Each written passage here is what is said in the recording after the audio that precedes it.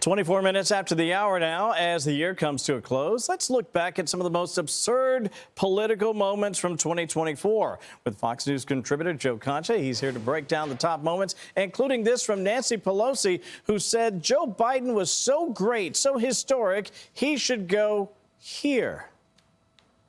He was in a good place to make whatever decision, the top of his game. Such a consequential president of the United States, a Mount Rushmore kind of president of the United States. Want to know what comes next. That he belongs up there on Mount Rushmore. You can add Biden.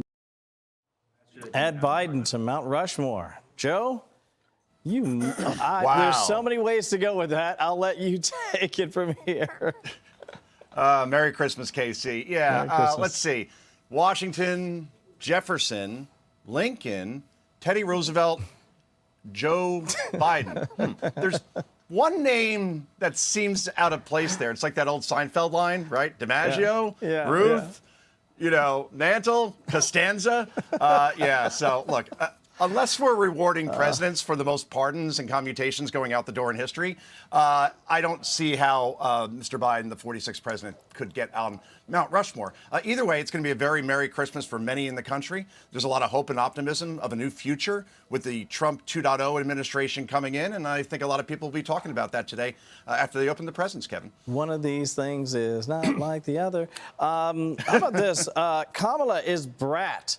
Do you remember this story? I mean, I'm fascinated by what that even meant or means even now. Talk to me about it. Well, Brat Summer was all part of this time. Remember, July 21st, I remember I was at the Jersey Shore. My wife reads a text to me. She says, Biden just dropped out.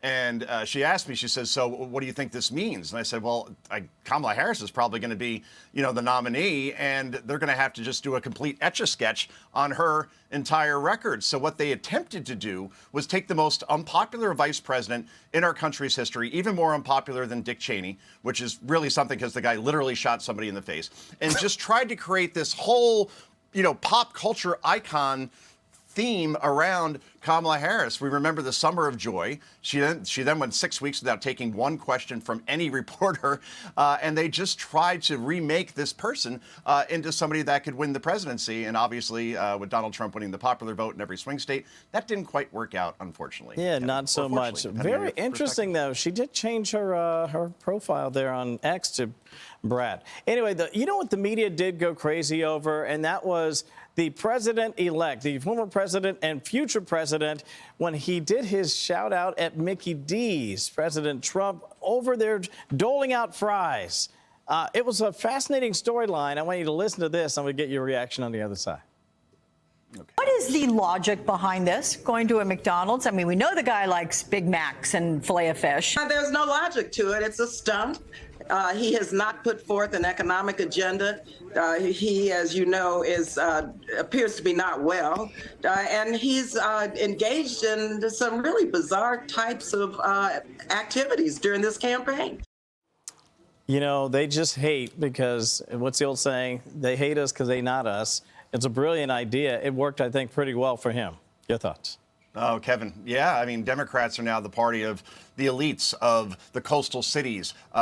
Donald Trump is a man of the people. And the fact that he trolled Kamala Harris over this, let's put it this way. I have a new book coming out in 2025. It's called The Greatest Comeback Ever Inside Trump's Big, Beautiful Campaign, Unburdened by What Has Been. And you'll never guess which photo I fought my publishers on to put on the cover. It was Donald Trump at the drive-thru, waving and smiling. That captured the entire populist campaign. And the fact that this time around, Donald Trump was a happy warrior. And when they tried to paint him as a fascist, then you look at him working at McDonald's, you say, wait, Hitler worked at McDonald's? Wow, that's kind of weird. So, yeah, I think that was the masterstroke of the entire campaign, Kevin. I think so, too. 15 seconds left. Your Christmas message, my friend, as I look at that amazing jacket.